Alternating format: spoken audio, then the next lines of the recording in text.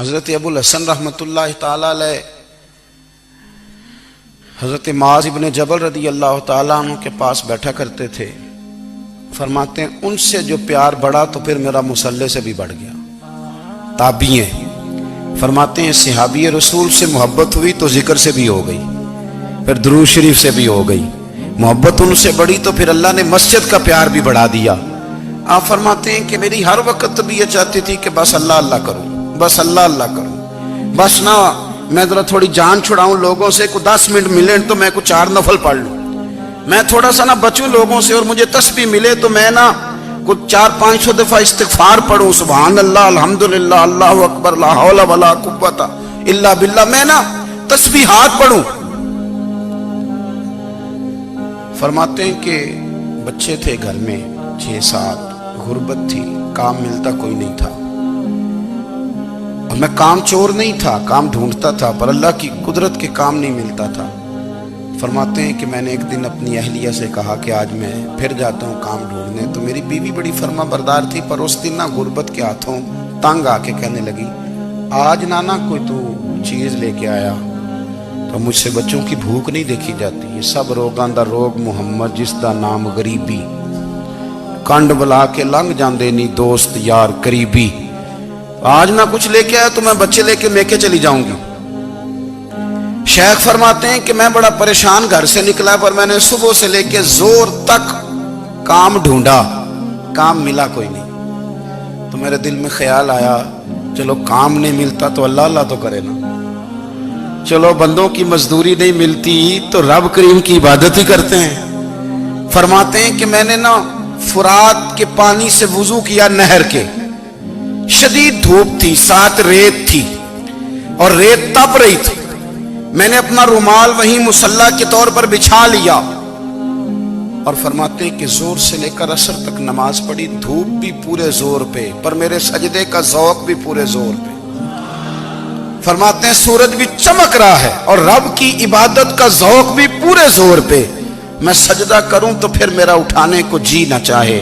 میرے استاد لکھا کرتے تھے, یہ ان کا شعر ہے, وہ کہا کرتے تھے مجھے سوز دے, مجھے ساز دے, اور مجھے نیم شب کا نیاز دے, دم سجدہ خود کو میں توڑ دوں, مجھے ایسا ذوق نماز دے. اور میں تیری بہار کا پھول ہوں, میں کھلا بھی ہوں تو تیرے لیے, مجھے میری شاخ سے توڑ لے, مجھے اپنی زلف کا ناز دے. بھائی فرماتے ہیں کہ عصر تک میں نے نفل پڑھے, دل ڈھلنے لگا, عصر کی نماز پڑھی اور میں وہاں سے چلا. اب میں جب نکلنے لگا تو دل میں خیال آیا کہ چھوٹی چھوٹی دیواریں ہیں گھر کی, بغیر کچھ لیے جاؤں گا تو بیوی دور سے دیکھے گی تو شور کرے گی کہ پھر خالی ہاتھ آ گیا ہے. کہتے میں نے اپنے اسی رومال میں جس میں میں نے نماز پڑھی تھی نا, رومال میں کی آخی دے پنجابی جسافہ کہتے ہیں, اسی میں نا میں نے کچھ ریت بھر لی کہ وہ دور سے دیکھے گی تو سمجھے گی کچھ لے کے آیا ہے, چلو جا کے اسے بتا دوں گا کہ آج پھر مزدوری نہیں ملی. کہتے ہیں وہ ریت لے کر جب میں گھر میں گیا تو پہلے بیوی دروازے پہ کھڑی ہوتی تھی, پوچھتی تھی خالی ہاتھ آ گئے ہو, آج میں نے دیکھا تو ہے ہی کوئی نہیں. فرماتے ہیں میں اندر داخل ہوا, سلام لیے, کونے میں نے وہ رومال رکھ دیا اور میں نے آواز دی کہ بھلی مانس کہاں ہو. تو وہ کہنے لگی آپ منہ ہاتھ دھو لیں, میں روٹی لے کے آئی. میں نے کہا روٹی کہاں سے آ گئی, یہاں تو کئی دنوں کے فاقے, تو کئی دنوں کی غربت ہے, یہاں تو اس گھر میں تو فقیری ہے. فرماتے ہیں کہ وہ روٹی لے کے آئی اور اس وقت کی جو موجودہ نعمتیں تھیں, سمجھنے سلاد اچار ہر چیز ساتھ لائی. میں نے کہا کہ بچے کہاں گئے, کہنے لگی وہ کھانا کھا کے کھیلنے گئے, آپ کھانا کھا لیں آ جاتے. کھانا اس نے چن دیا. میں نے حیرت انگیز لہجے میں ساری نعمتیں اپنے دسترخوان پہ دیکھ کر کے بیوی سے پوچھا یہ کہاں سے آیا کھانا, بچوں کو تو نے کہاں سے کھانا کھلایا, یہ سارا کچھ کیسا ہے. کہنے لگی پتہ نہیں آج آپ کس کریم کی مزدوری کرنے چلے گئے تھے, پتہ نہیں کس کریم کی, میرے گھر میں تو اتنی نعمتیں آئی ہیں کہ مجھ سے سنبھالی نہیں جا رہی, اتنا اناج ہے, اتنا گندم ہے, کس کریم کے دروازے آج چلے گئے تھے. یہ کہتے کہتے وہ اٹھی اور اٹھ کر کے کہنے لگی پہلے بڑا کچھ آیا تھا, اب کیا لے آئے ہو. اور جا کر کے نا اس نے وہ ریت والا رومال کھولا کہنے لگے میں تو لے کے آیا تھا ریت، تو میرے رب نے اسے بھی سونے اور ہیرے بنا دیا تھا۔ جب آپ کی توجہ اللہ کی جانب، میرے نبی پاک صلی اللہ تعالی علیہ وسلم نے فرمایا ہر چیز اپنے رب سے مانگ، ہر چیز مانگ، ہر چیز مانگ۔ یا رسول اللہ کیا کچھ؟ میرے محبوب نے فرمایا تیرے گھر میں نمک بھی ختم ہو جائے تو وہ بھی اپنے رب سے مانگا کر، تو مانگنا وہ تجھے دے گا، تو اس کی بارگاہ میں کشکول طلب دراز تو کرنا۔ اور ترمذی شریف میں عجیب لفظ ہے، رسول کائنات نے فرمایا، رب کریم فرماتا ہے جب میرا بندہ ہاتھ اٹھاتا ہے نا تو مجھے حیا آتی ہے کہ میں خالی کیسے لوٹا دوں اس کے۔